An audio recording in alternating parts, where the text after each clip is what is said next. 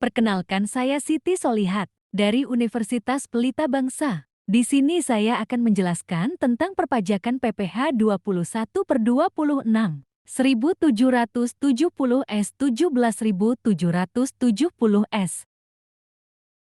Pajak penghasilan PPh pasal 21 adalah pajak yang dikenakan pada penghasilan berupa gaji, upah, honorarium, tunjangan, dan bentuk pembayaran lain yang serupa yang diterima atau diperoleh wajib pajak orang pribadi dalam negeri. Apa saja objek yang ada di PPh 21? Objek PPh pasal 21 yaitu: pertama, penghasilan yang diterima atau diperoleh pegawai tetap. Kedua, penghasilan yang diterima atau diperoleh penerima industri. Ketiga, penghasilan sehubungan dengan pemutusan hubungan kerja. Keempat, penghasilan pegawai tidak tetap atau tenaga kerja lepas. Kelima, imbalan kepada bukan pegawai seperti honor, fee, dan lain-lain. Keenam, imbalan kepada peserta kegiatan seperti uang saku dan lain-lain. Apa saja pemotong PPh pasal 21 yaitu: pertama, pemotong PPh pasal 21 adalah pemberi kerja.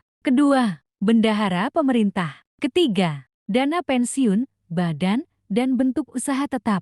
Tarif pajak penghasilan PPh pasal 21. Pertama, penghasilan tahunan hingga rupiah 60,00 sama dengan 5. Kedua, penghasilan tahunan di atas rupiah 60 juta sampai Rp 250,00 sama dengan 15%. Ketiga, penghasilan tahunan di atas rupiah 250 juta rupiah 500,00 sama dengan 25%. Keempat, penghasilan tahunan di atas rupiah 500 juta rupiah 5,00,00 sama dengan 30%. Kelima, penghasilan tahunan di atas rupiah 5,00,00 sama dengan 35%. Note: tarif tersebut berlaku jika memiliki NPWP bagi yang tidak memiliki NPWP, maka untuk setiap lapisan tarif dikenakan presentasi 20% lebih tinggi. Elemen PTKP pada PPh pasal 21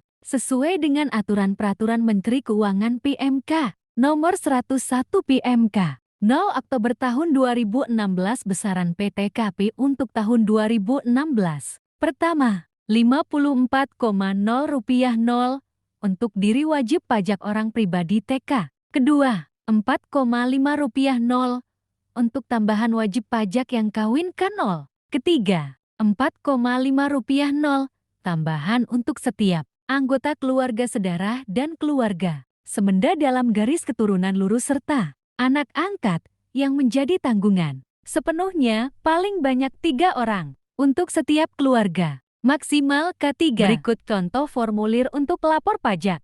Masuk ke Google, lalu ke web pajak, ketik https://jiponline pajak go ID atau account login. Wajib pajak sudah masuk ke dashboard atau homepage akun produk. Untuk melakukan pelaporan, klik tab lapor. Setelah itu, pilih filing untuk melakukan pelaporan dengan mengisi formulir SPT secara online di situs tersebut. Selanjutnya, klik tab buat SPT. Pada laman tersebut akan muncul beberapa pertanyaan yang perlu diisi. Pertanyaan ini akan membantu wajib pajak untuk memilih formulir SPT yang sesuai, karena itu isi dengan benar. Pada pertanyaan terakhir, silakan pilih dengan bentuk formulir untuk dapat mengisi formulir SPT secara online di laman tersebut. Alternatif lainnya, wajib pajak dapat memilih dengan panduan agar mendapatkan panduan saat mengisi formulir SPT di filing DJP. Kemudian, klik tombol SPT yang terdapat di bawah pertanyaan terakhir.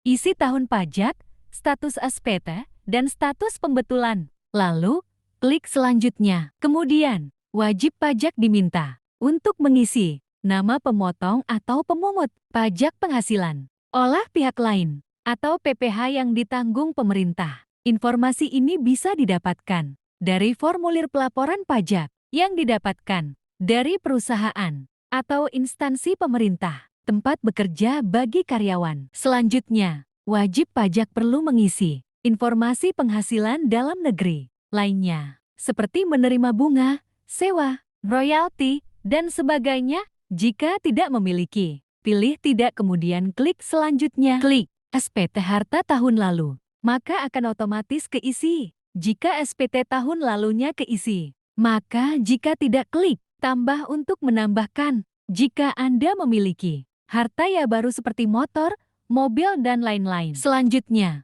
wajib pajak perlu mengisi jumlah tanggungan jika ada. Kemudian, wajib pajak perlu mengisi informasi mengenai pembayaran zakat atau sumbangan keagamaan. Kegiatan wajib. Pada laman berikutnya, wajib pajak perlu mengisi informasi status kewajiban perpajakan suami istri dan golongan PTKP. Kemudian, wajib pajak harus mengisi informasi jika memiliki pengembalian PPh pasal 24 dari penghasilan luar negeri dan jika melakukan pembayaran PPh pasal ke-25. Pada laman berikutnya akan terpampang penghitungan pajak penghasilan wajib pajak selama tahun tersebut. Kolom tersebut sudah otomatis terisi sehingga wajib pajak hanya perlu memeriksanya. Jika sudah sesuai dengan formulir, laman berikutnya akan muncul pertanyaan. Jika wajib pajak memiliki kurang atau lebih bayar yang